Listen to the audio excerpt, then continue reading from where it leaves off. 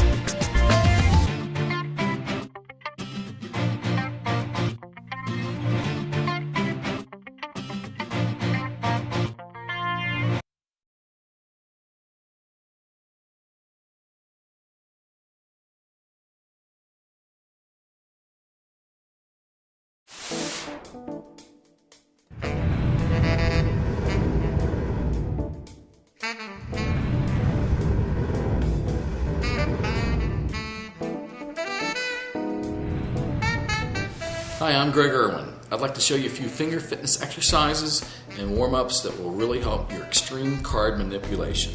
This will help your hands gain strength, dexterity, coordination, and limberness. First one I'd like to show you is a simple hand massage. You open one hand, the other hand comes here, clasp on both sides, squeeze up, follow all the way through your thumb, and then bring your hand around and then squeeze on the other side, just like this. What you want to do is just massage back and forth. It's just a simple hand massage to get your hands loosened up. The next one I would like to show you is a good way to limber up your fingers, flexing them. One hand like this, the other hand stationary. Just pull your hand up like this, your arm.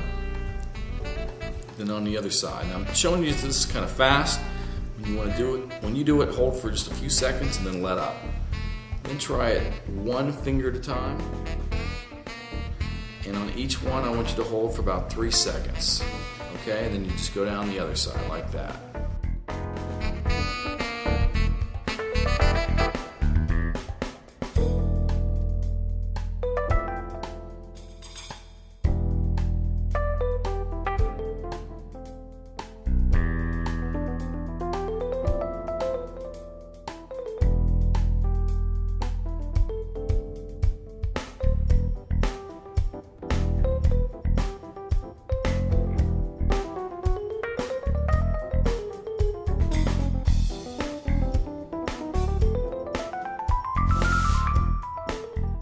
Another thing to do is using your wrist, split your fingers, and then use your wrist to get in between your fingers.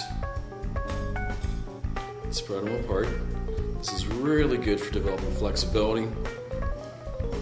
Just a couple seconds on each one.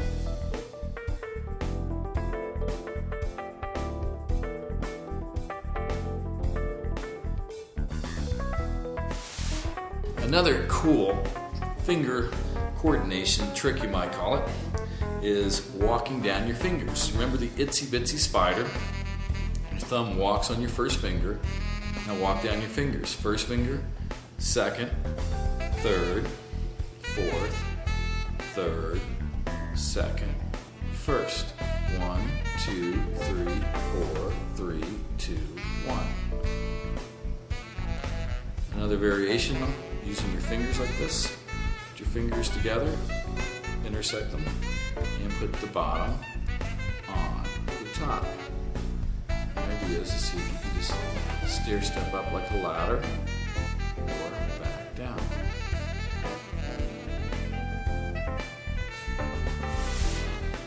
For you extreme card manipulators, one of the most important things is this flexibility.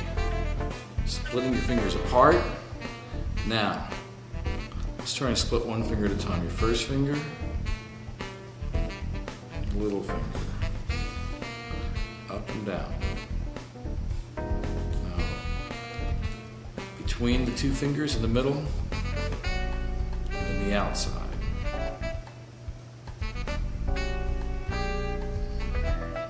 Up, down, middle, out. Opposite to each other, and there's 3 different posts that you want to try to go through.